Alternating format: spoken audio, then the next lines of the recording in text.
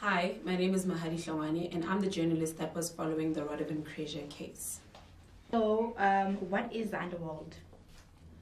The underworld is basically this mysterious space where organized criminals exist. So what I did is that I looked at the relationship that these organized criminals have with law enforcement, being the police, and the relationship they have with politicians as well. So yeah, that's what it is.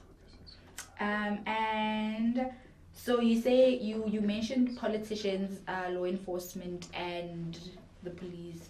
So who are the bad guys? Is it the underworld people or the police?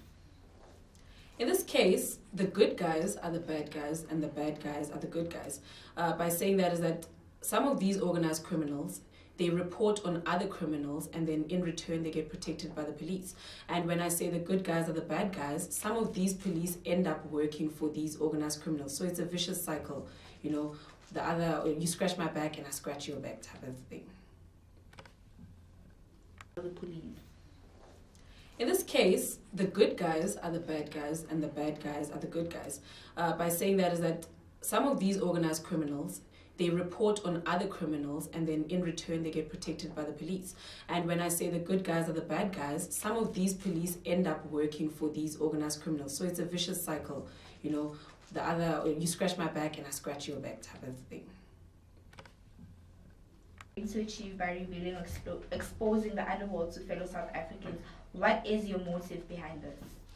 The main motive behind this whole thing was just to stop the cycle from repeating itself again. If you look at the case of Jackie Silibe and Aglioti, Jackie Silibe, who was a national police commissioner, he got convicted after so much evidence and the case went on. He eventually got convicted, so that was a big thing for South Africa. But the cycle happened again. It happened again with Krejcir. And what I'm trying to do is I'm trying to get people to be active citizens in participating to stopping corruption and to stop this thing from happening again. Hence, we have foundations like KSAC who have been trying to fight corruption continuously. So the whole motive is to get people to support these foundations and we can stop this thing from happening over and over again for generations going forward. Take one. So how do you think South Africans can make a difference in changing the vicious, never-ending cycle? Well, it starts with when you go to your local police station to report a crime and perhaps maybe you come across an official who wants a bribe. You don't give them that bribe, but that does not mean you cannot contribute further to stopping corruption. You can even join your CPF, your local police forum. You can join that as well. And it actually starts small. It's not that deep. People think it's so hard to stop corruption, but it starts with when you're driving and you're pulled over by a traffic officer and they want a cold drink from you. Being a civil citizen and being someone who wants to change the society, you simply just resist and just accept your ticket and drive away. That's just how it starts. Those little small contributions can help stop this cycle that we have of corruption. Next answer, screaming. Next question, you can cut it. Hi, you guys didn't. Wow, you are such a brave and strong journalist in South Africa. How do you do it? How do you not feel intimidated sitting down with all these kingpins and corrupt officials? Isn't that scary? Well, I'm not intimidated. For one, I'm curious. That's the nature of the character that I am. Hence, I'm a journalist. And also, this is an opportunity for them to tell their version of the story. So being a journalist, you can't be objective. There's no such thing as an objective journalist. You go into an interview with an open mind and with your own personal experiences or personal judgments. So you're, of course, going to be biased over there, but basically, you just go there with a curious mind. And most importantly, the whole point of the interview, after all, is to hear their version of events, not to judge them. So the outcome can vary. You're done. What you can say thank you. Our show. Now you have asked to be anonymous. Can I ask why? Because if people know my identity, I will be putting my family's life at risk and my life at risk and my job. So you have been involved in the underworld and now you have decided to come out. Can you tell us why? I am coming out today because I can have footage or proof that people are trying to kill me in the underworld, and this was one of the perfect opportunities to put it out there, and this could be the very last time I am on camera.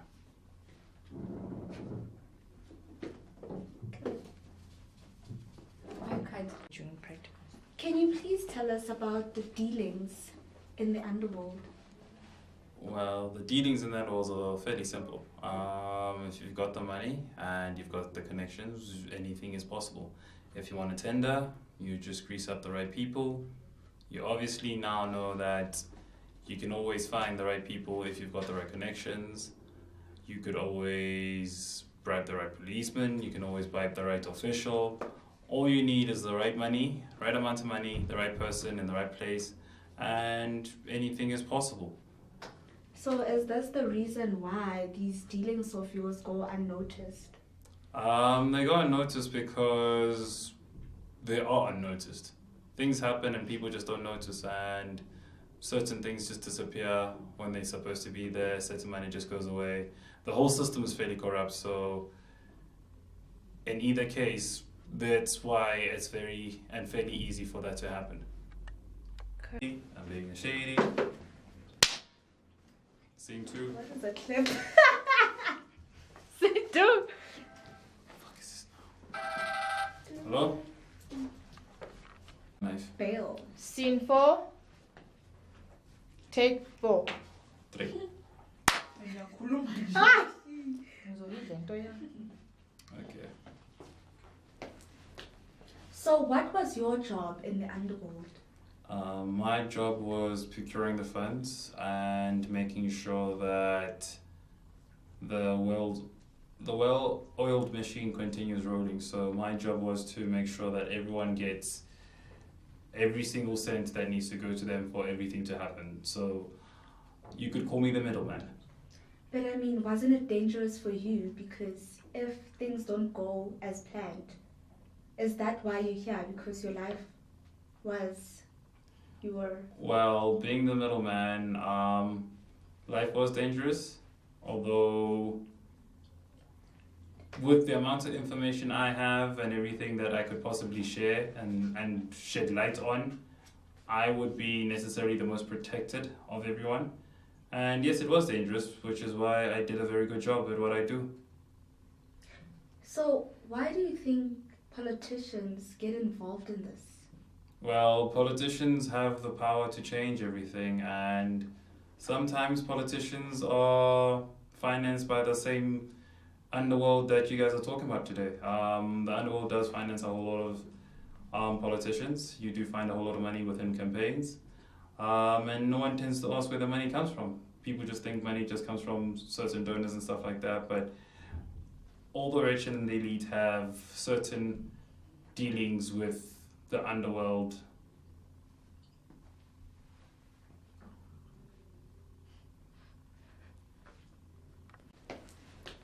So what was your job in the underworld? My job was procuring the funds and making sure that the well-oiled machine continues rolling. So my job was to make sure that everyone gets every single cent that needs to go to them for everything to happen. So you could call me the middleman.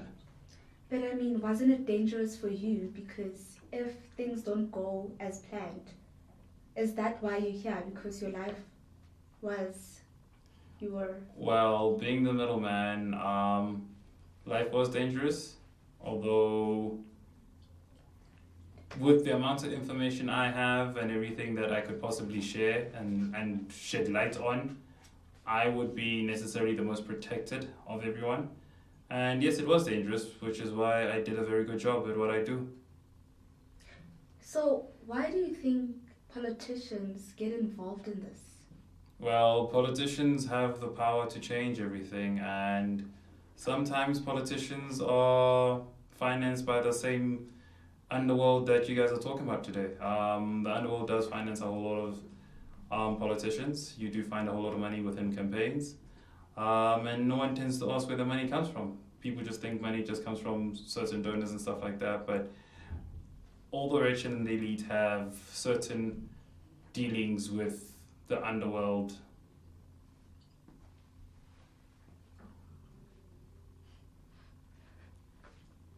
From Kunu, and I'm from Togoza Katlehong.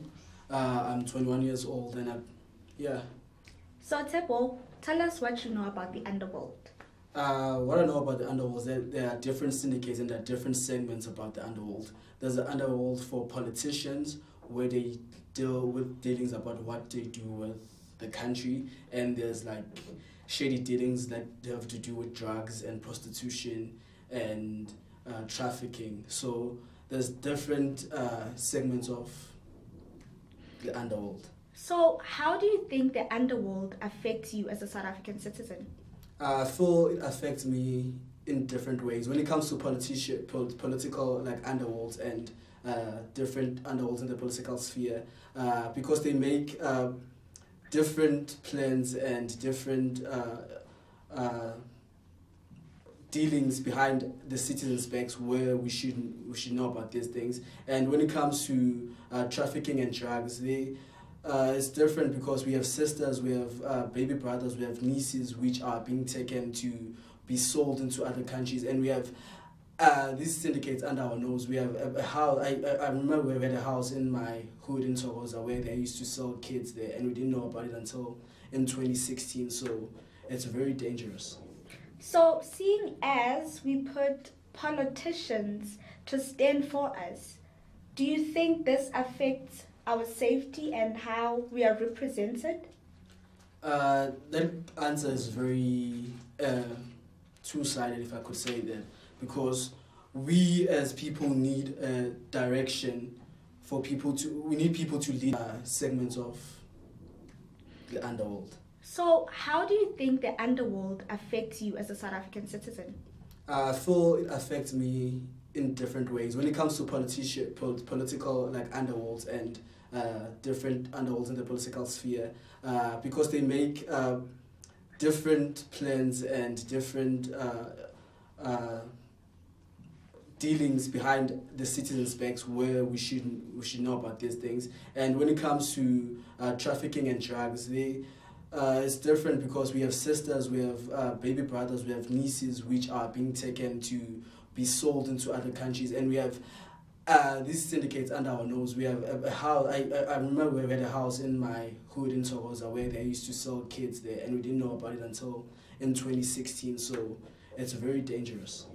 So, seeing as we put politicians to stand for us, do you think this affects our safety and how we are represented? That answer is very two-sided, if I could say that, because we as people need a direction for people to. We need people to lead us, but in some other sense, we need some dealings behind the citizens' backs, where we should know about these things. And when it comes to trafficking and drugs, it's different because we have sisters, we have baby brothers, we have nieces which are being taken to be sold into other countries, and we have these syndicates under our nose. We have a house. I remember we had a house in my hood in Togoza where they used to sell kids there, and we didn't know about it until in 2016. So it's very dangerous. So, seeing as we put politicians to stand for us, do you think this affects our safety? We need a direction for people to. We need people to lead us, but in some other sense, we need some people who are very transparent when it comes to the information that they have about the country that we live in. So it's very two-sided. We need people to lead us, but we need those people to be transparent too. Okay. I know that we live in a world where everything has a hand in corruption, has a hand in like bad things, but those things affect us in both good and bad ways. What are the good ways? They were smoking at Senton, and they were drinking, and they kind of brought their way into not going to jail on a Friday and coming out on a Monday, and that's a good thing. So, would you say this underworld will affect us in the long run? Yeah, really will. Underworld is a good thing. It's a good and a bad thing. Good because we get ourselves out of trouble through bribery or through knowing someone that can help us go, like, let's say you're in jail, making an example. You're in jail and you know a cop from there, people that are supposed to be holding the future of South Africa, and no one is doing anything about it because everyone feels like if I intervene, then I'm gonna be affected, or those bad people.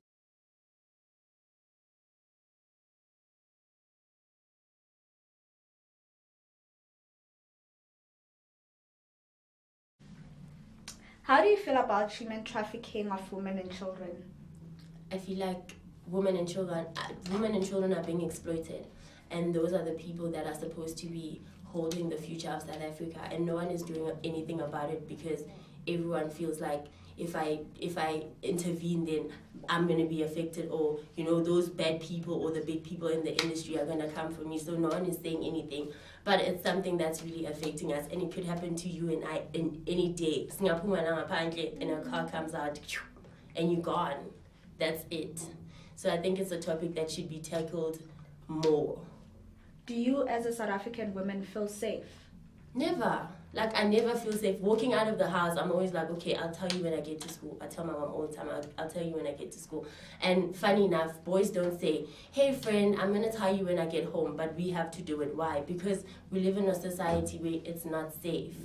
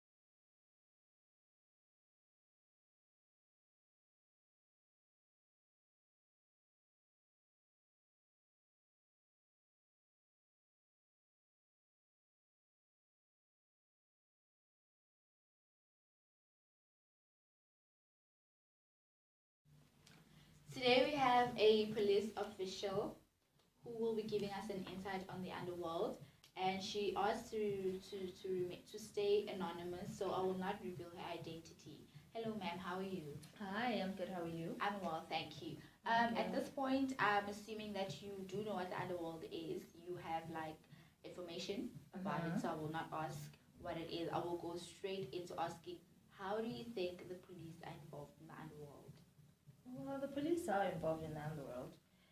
They're actually actively involved where organized criminals have assessed and even deleted intelligence records with the help of us police officials. Oh, that's creepy. Why are they part of the underworld? Why would they want to be putting the lives of people in danger instead of protecting them and nailing down people like Kreja? Why? It's basically a decision. They decide to break the oath of office and abuse their power for personal gain, obviously. What exactly is the link between high-ranking police and organized criminals all about? It's mostly common for money, profit, greed. Greed is the most, because greed leads to more money and more profit. Oh, okay. Ronovan Kreja is known as one of the underground mafias, and there was a whole lot of saga around his name, and there still is even now. What's the story behind that? How was Kreja involved with the cops? Kreja, I'd say he was the grandmaster of using South African police laws to his advantage. Massive corruption on the part of the generals.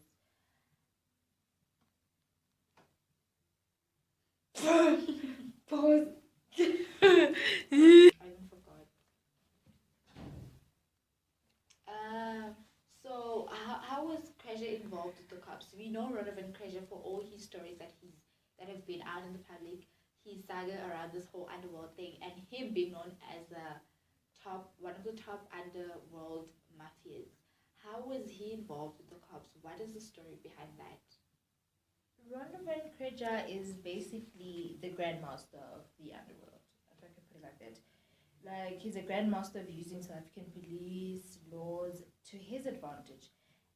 Massive corruption on the part of generals, brigadiers, colonel, and many offers in the police have assisted Kreja. So you'd ask me what way have they assisted him. They've assisted him in staying in the country and commit high levels of crime, which in the world is high level crime.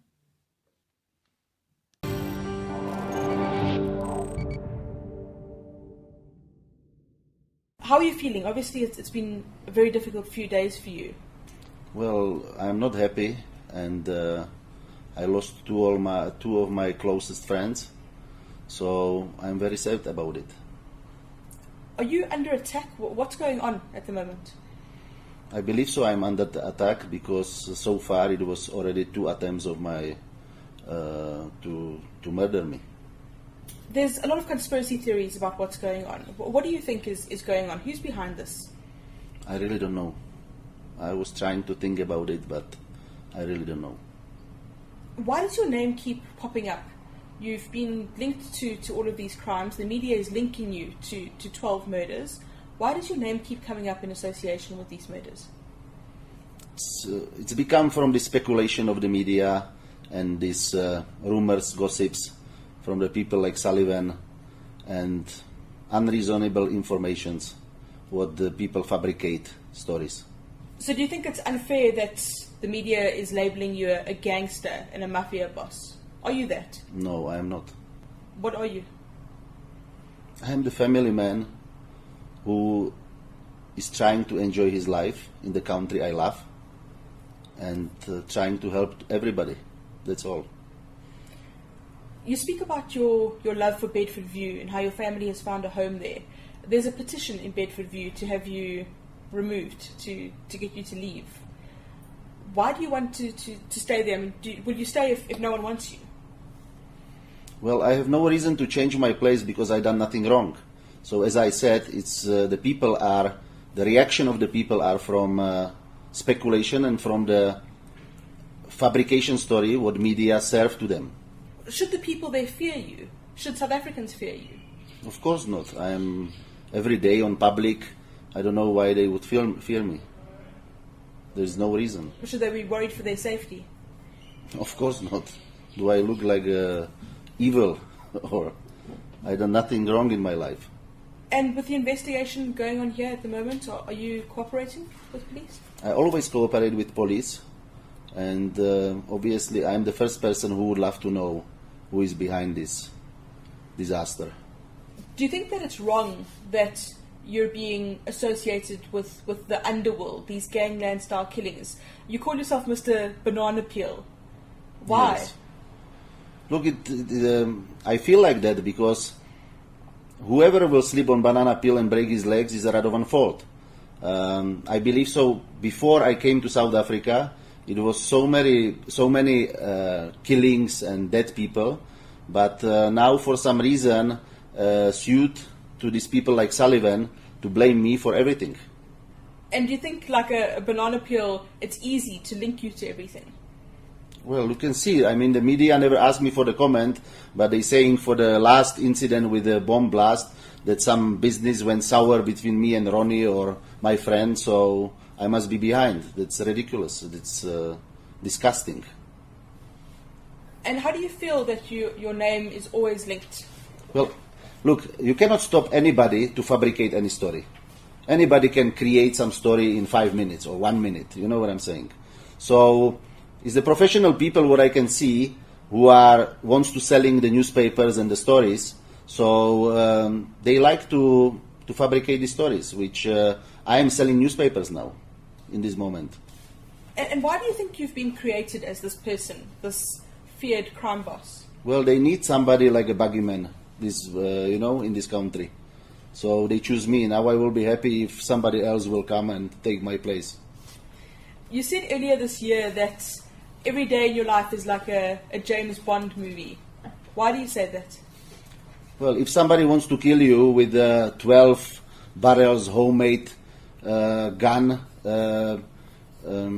with a remote control, it's like from the James Bond movie. So that's why I said this. And is every day like a James Bond movie for you?